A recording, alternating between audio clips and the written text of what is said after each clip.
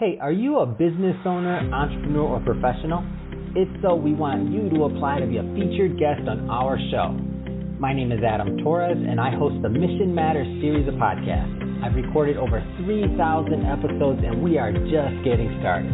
How do you know if you'd be a good guest to be on the show? Well, only one way to find out, and that's to apply, but I'm going to let you in on a little secret. We want guests that have a story to tell, guests with a brand, a product, or a service that can benefit my audience of listeners. If this sounds like you, go to missionmatters.com and click on Be Our Guest to apply. I'd love to talk to you and get to know more about your story. Again, head on over to missionmatters.com and click on Be Our Guest to apply. All right, now let's get into the show. Hey, I'd like to welcome you to another episode of the Mission Matters podcast, your source for all things business. My name is Adam Torres. You can follow me on Instagram at AskAdamTorres. And if you'd like to apply to be a guest on the show, just head on over to missionmatters.com and click on Become a Guest to Apply. All right, so today I have Bruce Elfenbein on the line, and he's a certified financial fiduciary, and he's also a founder over at SecuRetirement. Bruce, welcome to the show. Thanks, Adam. Welcome here to South Florida, and good to see you. Oh, man. So I'm excited to talk to you today. So for those of you that have been watching the show for a while, you probably have seen Bruce before. Bruce was published in one of our previous books. Awesome content there in one of our Mission Matters books. And we're always in for a treat with Bruce. Let's just say that there'll be a riot here today. And we're recording this on New Year's Eve of 2020, going into 2021. Really excited to end out this year with you, Bruce. Yeah, Adam, it's good to kick 2020 to the curb where it belongs. We have a lot of optimism and a lot of hope for 2021, basically because 2020, has us set the bar so low that, all we figure if we end up the year on this side of the dirt, it's a good year, Yeah, for sure. So Bruce, we have a lot to cover today, and I'm really excited to bring this story to my audience and really to encapsulate just a bit of your career that we can do on the time here today. Because I've seen a lot of media you've done. I mean, you're all over the place, but I haven't really seen the story. Like, how did Bruce get started in this? Like, how did you get started in this journey? I haven't seen that, so I'm excited to have the exclusive on that one. So, I mean, just give us just maybe we start out at the beginning, Bruce. Like, how did you get started on this path? Well, initially when I moved to South Florida was because one of my closest friends and I, decided we wanted to open a business with the idea. Our model is we would grow it and then get it to a certain point. We would franchise it and then, maybe sell it to Pepsi or Yum Brands or something like that. And so we did. We started this a little over 20 years ago, offering gourmet pizzas, salads, and wraps in South Florida. The company was called The Big Tomato. They're still there. We started franchising. We got a couple of stores open. And I found myself taking all my daytime hours working with my owners in their stores. Taking them by the hand, teaching them how to market, teaching them how to build the business.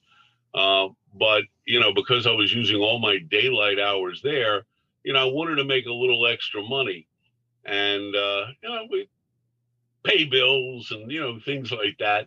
And I ended up going to work for the Hartford. And the Hartford is an excellent company. It was a great place to get started. One day I was working with a client. They were having an issue because they really needed to get disability insurance, but disability insurance was expensive. And I showed them a way we could use what was called a hybrid product, where it was life insurance with a rider on there giving them disability, which would give them the same coverage plus life insurance at a lower cost than the disability by itself. So they were tickled. And at that point, the woman said, wow, you really have a great job.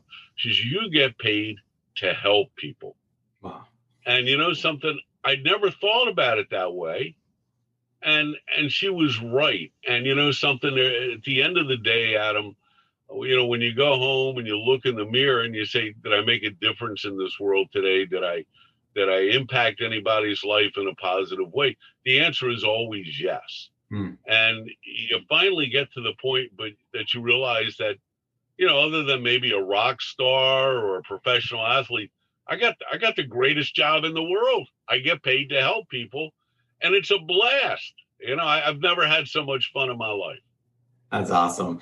And so you've been an entrepreneur, you've been self-employed for a long time now. And there's some people listening right now that are maybe earlier on their journey.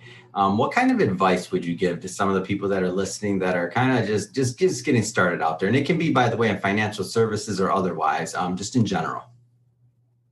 Well, if you have that vision, the idea is, and I hate to throw platitudes at you, but we've all heard the expressions, if you love what you do, you never work a day in your life. You need to find your passion and you need to pursue it. And guess what? For some people, it's like real easy and they just slide right into it and have instant success. Others struggle and they really work hard. But listen, if it's your passion and you have that vision, you stick with it. The stories of numerous failures, how many times Edison failed at the light bulb before he found a combination that worked. It's legendary stuff. Well, the same for business. If you have that vision and that passion, you'll find a way to make it work. I love that answer, Bruce. And I, whenever somebody brings that up, I'm always like, well, I was on the slow learner's path. I'm probably 20 businesses in since I was 16 before I came up with my co-founder, Mission Matters. And we finally got something that works. So I wasn't one of those, you find the right one the first time type of people. So if you're watching this and you're still looking, don't worry, just keep on trying. That's what I say. That's it. You only fail when you give up. Mm-hmm. It's like, you may have setbacks, but you keep going. You only fail when you give up. So let's talk about, I want to talk to some of the financial services people for a moment out there that are just getting started in that type of career because, there's a lot out there to choose right now. And at a certain point, you chose a niche. So you had a feel, because financial services is huge. You can do a lot of different things, but how did you know, or tell us a little bit more about how you went about like choosing the niche or choosing what you would focus on? Well, I think I went through what a lot of advisors go through in the beginning. You're kind of a generalist. You realize you can do everything. You need long-term care. I can help with that. You need life insurance. I can help with that. How about medical? I can help with that. Medicare supplements. You try to be everything to everybody. And then you realize that's not the way to build a business. Think about your doctors. Your primary care doctor is the guy that kind of maintains your health, but it's a specialist that saves your life. And your doctors make good money, but the specialists make better money. So, after you've been in the field for a little bit, you discover that and you get that advice over and over again, find your niche. Well, I ended up choosing the niche of retirement planning. Why? Hey, listen, I'm old, so, the people that are retiring, these are my peers. It would seem like a natural way to go. Plus, not just helping them, it's helping me, helping my wife. I often say hope is not a plan. You need to have a good plan. And, when you learn how to do it, and it's an education that never, ever stops. I would say I spend a minimum of 15 or 20 hours a week on study, on books, on magazines, on the latest tax laws, the latest strategies. Things never change. Always change. Think about your doctor. If you went to see your doctor and said, I got out of medical school 30 years ago, never cracked another book, I know everything that I need to know to practice medicine, you'd start looking around going, in the last 30 years, maybe there were a couple new drugs, maybe a couple new treatments, things like that. So you want someone that's on the cutting edge. Most of what I do, again, in the way of retirement planning, I guess is more about taxes. If you have proper tax planning and you set it up right, it's amazing the difference it makes. I'm working with people now that just making small moves add hundreds of thousands of dollars to their bottom line in retirement. And I tell them it's not about buying, a crazy product or taking a lot of risk and investing. The idea is like, hey, if we do this, we can get your tax rate down to almost zero. That money that you're not paying in taxes, that adds up. Yeah, it does. Let's get into, I want to talk a little bit more about culture and what that idea of that client connection looks like, because I know you keep close relationships. And I feel like financial services is a relation type business. Tell us a little bit more about what that means to you. And you're absolutely right, Adam. Again, when I first started off with the Hartford, it was a one and done. Go in, sell them, see you later. Don't follow up. Don't do one say, so once you deliver that policy, go away. And, that struck me. I didn't even know what I was doing, but I knew that was wrong. And this business is about relationships because, when you work with someone, you usually don't work with them one time. I work with people. My oldest client's been with me like 16, 17 years. And when I say my oldest client, he's 98, so I'm not exaggerating when I say he's my oldest client. But, you're with people because they need you during those times in life where there are changes. Somebody is born, somebody gets sick, somebody dies, somebody needs to go into a nursing home. All of us, somebody gets married, somebody gets divorced. You have all these changes in life. Bar mitzvahs don't count. And that's when they really need you. That's when they reach out, Bruce, this has just happened, or I'm thinking about doing this. What should we do? And you have to take each one of those events and set your clients up for the most favorable outcome that they can get. And it's all about the relationship, getting to know them, getting to know the family, and knowing, what their goals are, where they're going and how they want to get there. And, you become part of that team, you become very, very invested in their life. I feel like you, and I know you've been doing this a long time. I feel like you got some funny client stories up your sleeve, because I know I have some funny ones from when I was in the business. So tell us one of your funny client stories. I feel like you got some. Well, there's no shortage of them. Sometimes it's you go to see folks, and I've had women come to the door when we have an appointment, naked. And I'm like, yeah, I said, we need better coverage right now, not just with your insurance, but, can you put on a robe or something like that? My wife would, she'd shoot me. You always have things like that. But sometimes you get very, very interesting outcomes with some of the folks. And sometimes the planning you do, it's amazing, the effect it can have on them and their families, and they include you in it too. And as you can probably tell, I have a pretty good sense of humor, so they like to have me around. That's I awesome. wish I had a better funny story for you, man. I'll think of one later on. We'll go to that later on. That's awesome. I should have had one in my back pocket, and I didn't. Certified financial fiduciary. So tell us a little bit more about what that means and why you went that route, because I think it's a unique designation. CFPs. So I was a CFP at one point. I held that certification, but you went in my opinion, you went the next step with that CFF. So tell us a little bit more about what that is for the audience that maybe hasn't heard of it yet. Well, CFP is an incredibly important designation because it's really about what you know. And face it, if people are looking for advisors, they want someone that knows what they're doing. No one says, okay, I'm looking for an advisor. Let me find the cheapest idiot in town. No, they got their money. They're trusting you with their money. They want somebody that's competent to handle it. Okay. The problem is today, you don't know who to trust. And that's really what it boils down to. Now, when someone has a securities license, they're all supposed to act as a fiduciary. And a lot of them do. But a lot of them don't. And I am sometimes appalled at what I see out there. I'm like, no, wait a minute. these people are supposed to act as a fiduciary. And for those folks that don't know what that is, there are a lot of things a fiduciary does. And I kind of describe us as like the financial watchdogs of the industry. But the number one thing that we do is make sure the client's best interest is number one in everything we do.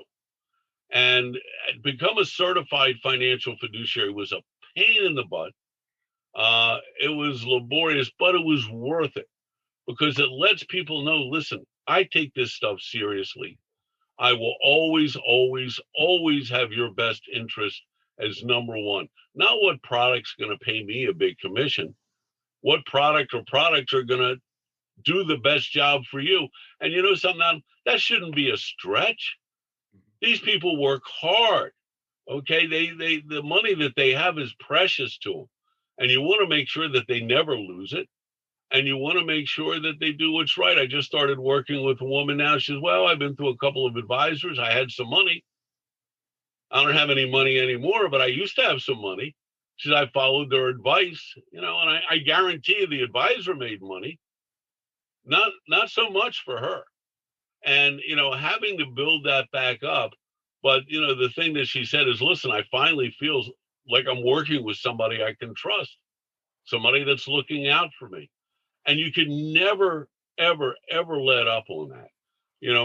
My granddaughter, Sophia, and I, well, both my granddaughters and I have very, very tight relationships. And there's one rule they have: never lie to grandpa. Well, not only will I always find out and can tell, but they understand that there's a bond of trust there. And when you lie just one time, that puts everything in doubt. Then you look back and say, well, they lied. What else did they lie to me about? You can never let up. When you're a fiduciary, it's always the same. It's always the client's best interest first. And I've had people say to me, but Bruce, you could be making more money. You could be, offering products at higher commission and stuff. And I said, yeah, that's theoretically true. Here's the thing. When people trust you and they know that you have their best interest at heart, you get plenty of business from that. And you get plenty of referrals from that. Okay, because becoming a fiduciary is hard. And becoming a certified fiduciary, there's less than 1,000 of us in the entire country. So yeah, it's tough, but it's worth it. And I am really, really proud of that designation.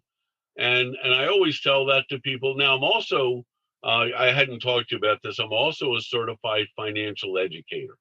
And I do a lot of classes for a lot of nonprofits. And it was funny because once when I introduced myself as a certified financial fiduciary, one of the people in the audience raised their hand. They said, you say that like we know what it means. And I'm like, yeah, I kind of do. And I said, well, how many people know what it means? And there were 20 some people in the class, 2 hands went up, So you have to explain to them, listen, the number one thing is to understand we're here to look out for you and have your best interest at heart. And that is the basis for all of our recommendations and all our decisions. And quite frankly, Adam, it was hard getting the designation, but it makes life a lot easier. You don't have any problems making decisions or recommendations. You only have one guideline: client's best interest. So I know you have a particular niche within financial services. I know you're working on retirement, things of that nature, but let's go a little bit into product and your beliefs and views around how you structure your practice. Tell us a little bit more about that. Sure. Well, listen, there's something like 90,000 different financial products out there. It's tough for professionals to stay up on top of that, much less people that are they're trying to do it themselves. Yeah, I get it. And some people are real good at it. I've met a few people that have done well. But retirement planning is a little bit different than the other planning. Most of the advisors you work with, you start working with them, it's all about accumulation. And don't get me wrong, accumulation never stops. We always need to do better than the rate of inflation. I mean, what people are making in the bank today, I could put $100 in the bank. A year from now, I have a little bit more, The insulting part is Uncle Sam gets part of that little bit. But even though I have a little bit more money, it buys less. So you need to stay ahead of that curve. You need to be able to do that. And you need to be able to do that with guaranteed products. As I stated in the book, the secret to retirement, it can be boiled down to two words: guaranteed income. Guaranteed income is that thing that keeps the roof over your head and the food on the table and the internet on. It allows you to maintain your standard of living. When people are getting to retirement, they've attained a certain place in life and they're comfortable with their standard of living. No one has ever said to me, geez, Bruce, when I retire, my goal is to move into a crap hole cinder block apartment, break my meds in half, eat dog food, and have to put on a blue vest to say, welcome to Walmart. That's not a dream retirement, So having the guaranteed income, and there's a lot of great financial instruments that'll give you 4, 5, 6, 8% that are guaranteed, that you don't have to take a risk with. That'll help do that. Now, with that said, it's not like I'm telling people to not be in the market. I'm in the market. When people say to me, well, Bruce, do you think the market is going to be higher tomorrow? I don't know. How about next week? I don't know. Next year? I don't know. 10 years from now? Yes. 10 years from now, the market's going to be higher. 15 years, 20 years. Yes, the market's going to be higher. So the money that I have in the market at this point in my life is really for that 10, 20 years down the road to help me counter the effects of inflation and taxes. And getting into retirement, it's, even though we never stop accumulating, it's all about distribution, all about making sure that money that you've worked so hard to save and grow and invest in your lifetime, you want to make sure you never run out of it, no matter how long you live. And then if you have any kids or any beneficiaries, you want to make sure you transfer it to them when, let's see, how do we put this? You go off to sing with the angels. Yeah. I guess that's better than saying taking a dirt nap. But I say, going off to sing with the angels, you want to make sure if you have money left that it goes the best way to your kids in order to minimize Uncle Sam's bite. I don't believe you just said taking a dirt nap. I haven't heard that one, Bruce. You always come up with something new. Well, listen, a lot of my clients, some of the people that come to me, these are people that aren't even buying green bananas anymore. I mean, we aren't sure how long they're going to be around, so you gotta deal with that accordingly. So, Bruce, I know you work with many different types of clients. I want to spend some time maybe talking about the different people at their different life stages. So, obviously we've talked a little bit about those going towards retirement. What about some of the people that are maybe just getting started or building their families or things like that? Like, what kind of things should they be thinking about in this whole guaranteed space? That's an excellent question, Adam, and you're right. We really shift gears to work with folks a little younger. Yes, my niche is retirement. And a lot of my clients, 50s, 60s, 70s, a few 80s, some 90s, right? And they ask me, can you work with my kids? Will you work with my kids? Obviously, I'm happy to do that. But when I'm working with people in their 20s and 30s, it's a different mentality and it's a different product recommendation. We never, again, like I said, we never stop accumulating, but there are ways to do it. Albert Einstein once said, the greatest invention of the 20th century is compound interest. And he's right.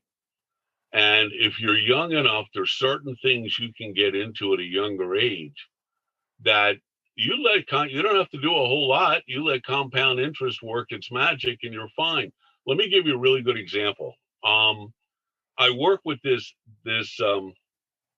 chiropractic office down in Key Largo, and everyone there is a client, and they had a new chiropractor start, and she was in her mid-20s, and they all told her, listen, Bruce takes care of our retirement. You got to go talk to him.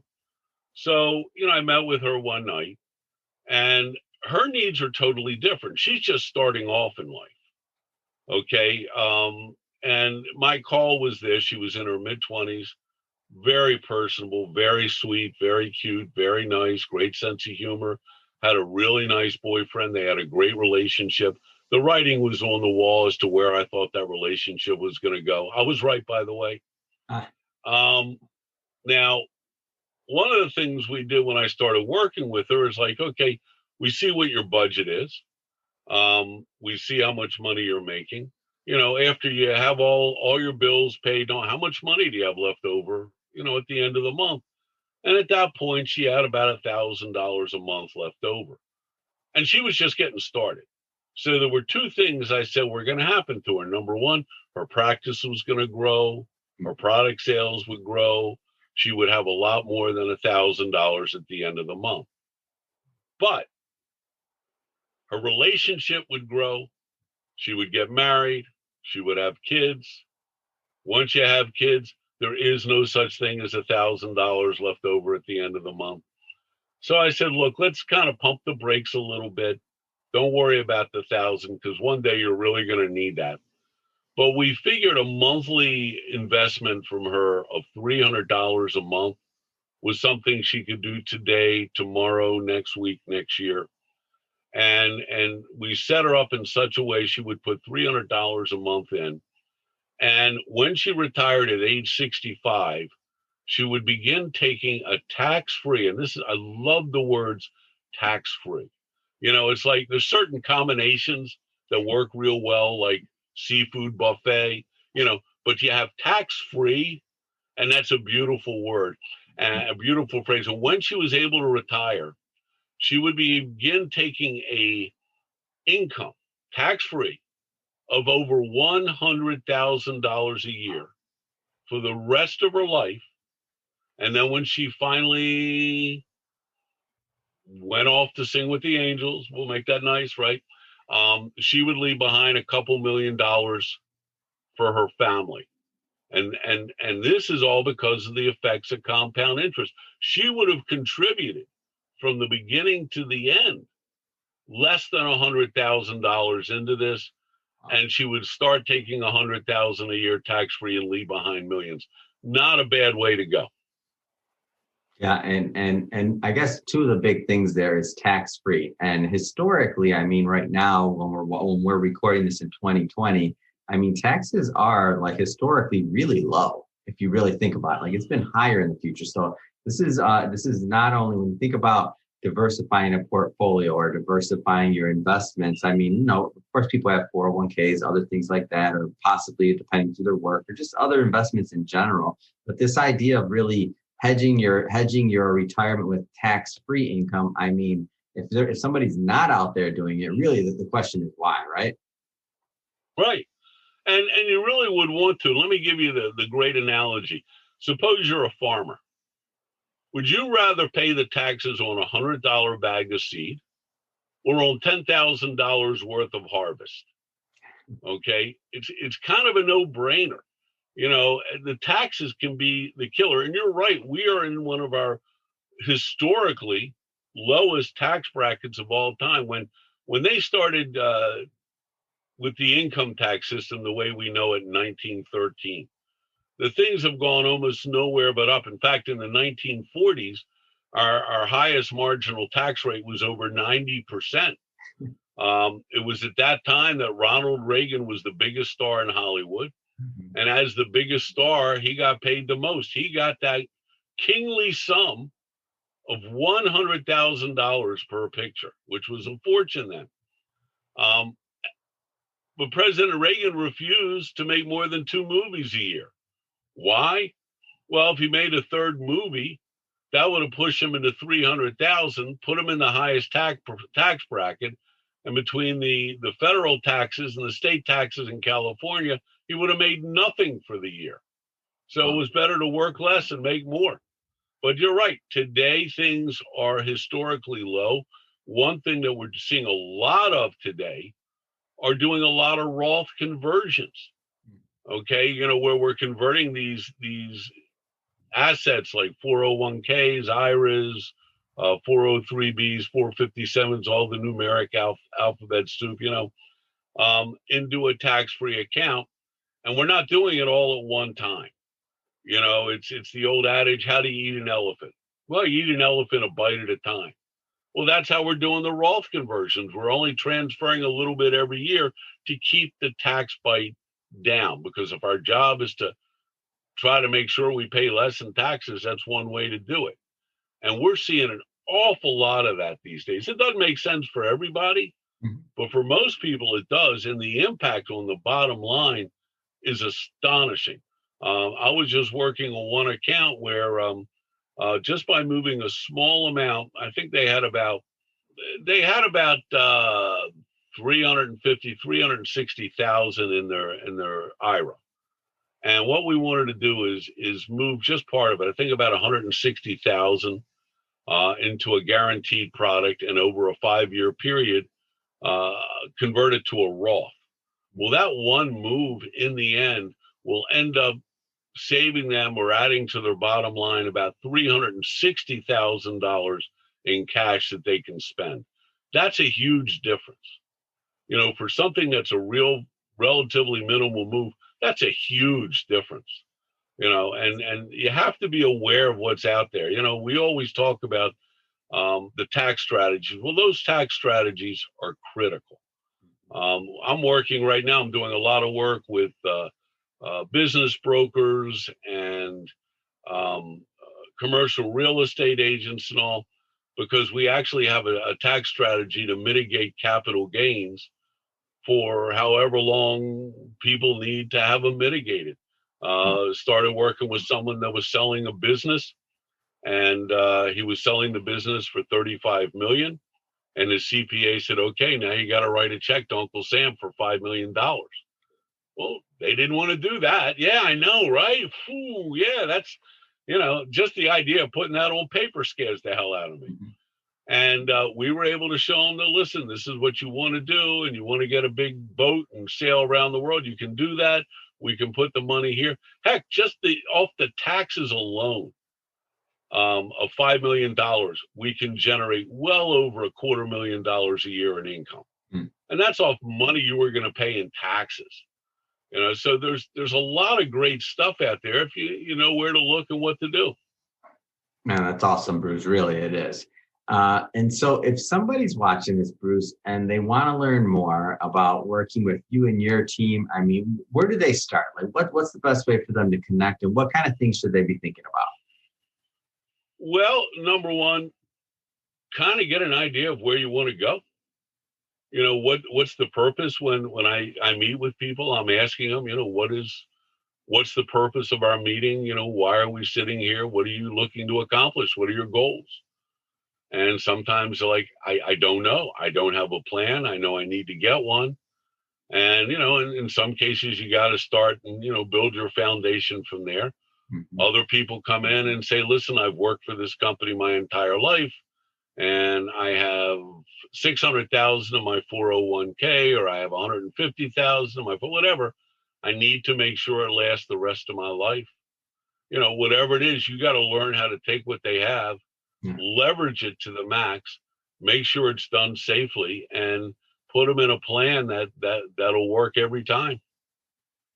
That's great. And how can they reach out? So what's the best way for them to connect with you? Well, number one, you can, always call me. My best way is call my cell phone, which is 786-546-9302.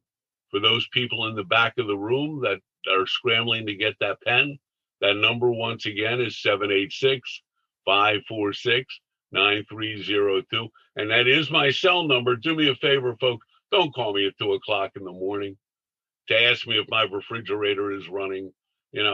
Another way is to go to our website. It's SecuRetirement, and that's SECU, and then the word retirement, RETIREMENT. As you can see, that I cleverly use the RE at the end of secure and beginning of retirement, kind of combine them. And, unfortunately, that have people looking at it going, Secure Retirement. And you go to the website, SecuRetirement.life. and you can take a look at what we have there. And by the way, if you go to that website, I got lots of free reports. I got lots of great stuff for people. You don't even have to talk to me. You don't have to look at me. You can hide yourself, but come in, listen, I got great stuff on that website that they can go in and get a lot of great free reports. They'll get a lot of value in.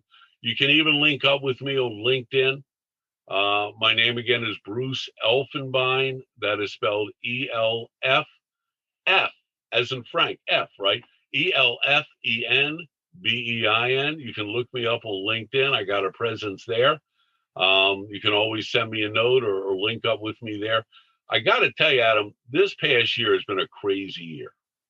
Okay, with this plague, it's changed everything. And we're doing all our business, obviously, by remote, by Zoom call like we're doing right now. And this is one of the best years my company, my business, myself have ever had. A lot of it is due to LinkedIn. Wow. And what I've discovered with LinkedIn, I not only have a lot of people connecting, that's great, you can build up a great network, but having a lot of names and numbers means nothing. The idea is to reach out. And I have people, I say, listen, schedule a 15-minute chat with me. Why? Listen, I don't care how big of an idiot you are. Everybody has something that they're better at than anybody else, right? Everybody has a special skill or a special talent that they're great at. And when you start talking to people, you get a feel for, all right, this person is really, really good at that. And you learn to build up a network that way and say, listen, I have a client that needs this. I know a guy or I know a woman who's really, really good at that. Let me recommend you to them. And it's a great way to build up your referrals, and it's a great way to get to know people. And there is no downside to that. What's the downside to knowing an expert in the industry or somebody that is better at a given task than anybody else? That's good for everybody. It's good for you. It's good for me. It's good for my clients. That's wonderful. And yeah, and I feel like I'm probably one of the biggest proponents of LinkedIn because that's where we meet so many people at Mission Matters. And it's one of those things I'm like, man, I feel like I'm one of their biggest advocates. LinkedIn, if you're watching this, don't forget to send the check. Come on, because we're right over here promoting for you because we love it. I love LinkedIn. If you don't send me a check, at least send a pizza over here once in a while. I'll take a pizza.